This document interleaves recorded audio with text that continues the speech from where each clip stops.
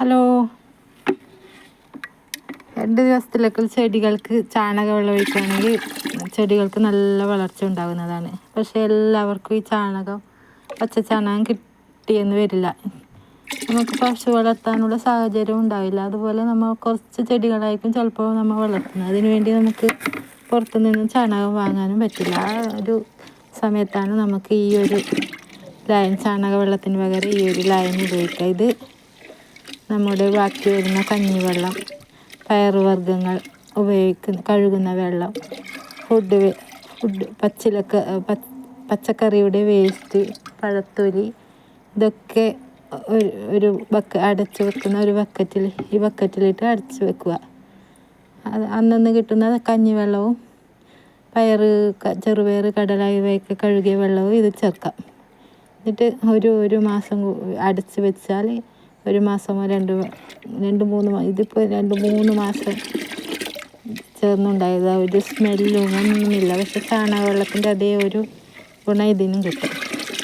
നമുക്ക് ഇതിപ്പോൾ കുറച്ച് ചെടികളായിരിക്കും നമ്മൾ ഉണ്ടാക്കുന്നത്. അപ്പോൾ നമുക്ക് പുറത്തുനിന്ന് വളമൊന്നും വാങ്ങേണ്ടി വരില്ല. നമുക്ക് ഈ ചെടികൾക്കെല്ലാം ഈ വളം തന്നെ നമുക്ക് ഒഴിച്ചു കൊടുക്കാം.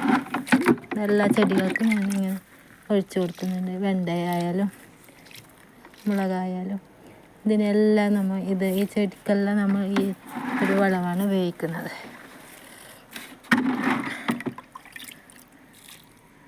ഈ ഒരു വളം തന്നെ നമ്മൾ ഉപയോഗിക്കുന്നുണ്ട്.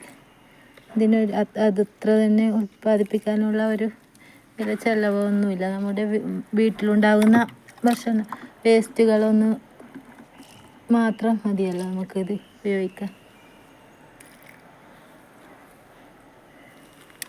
എപ്പോഴും നമ്മളുടെ മുറ്റത്ത് പൂക്കളും ചെടികളും എല്ലാം ഉണ്ടാവുന്നത് നമ്മൾ ഒന്ന് സങ്കല്പിച്ച് വിടർന്നു നിൽക്കുന്ന പൂക്കളും ധാരാളം ഉണ്ടായിരിക്കുന്ന പച്ചക്കറികളും വെണ്ടയും ആവശ്യത്തിനുള്ളതെല്ലാം നമ്മുടെ മുറ്റത്ത് തന്നെ കിട്ടുകയാണെങ്കിൽ നമുക്ക് അതിൽപ്പോൾ ഒരു സന്തോഷം വേറെയില്ലല്ലോ. അപ്പോൾ ഇതുപോലത്തെ ചിലവ് കുറഞ്ഞ വളങ്ങൾ ഒഴിക്കുകയാണെങ്കിൽ നമുക്ക് ഒരു ചിലവുമില്ലാതെ ഇതൊക്കെ ഉൽപ്പാദിപ്പിക്കാൻ പറ്റും.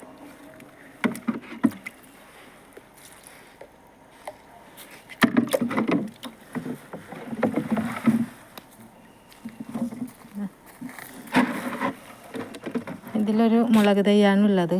ഈ മുളക് തൈയുടെ ചുറ്റും ചെറുപയർ മുളച്ചിട്ടുണ്ട്. ഇത് തനിയെ മുളച്ചതാണ്. ഇതിന് ചെറുപയർ കഴുകിയ വെള്ളം ഞാൻ ചെടികൾക്കെല്ലാം ഒഴിക്കും. ബാക്കി അധികം വരുന്ന വെള്ളം ആ ബക്കറ്റിൽ അങ്ങനെ ഒഴിക്കും.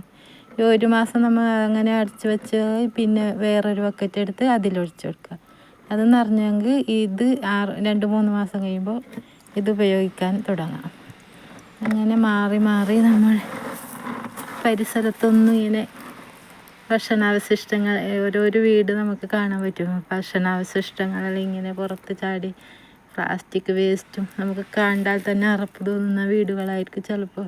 വീടിൻ്റെ പരിസരമെല്ലാം ഇങ്ങനെ ഈച്ചയാർത്തും കൊതുകാർത്തും നിൽക്കുന്ന വീടുകളൊക്കെ കാണുമ്പോൾ നമുക്ക് നമ്മുടെ ശ്രദ്ധക്കുറവ് കൊണ്ടാണ് നമ്മുടെ ചുറ്റുപാടുകൾ വൃത്തികേടാവുന്നത്.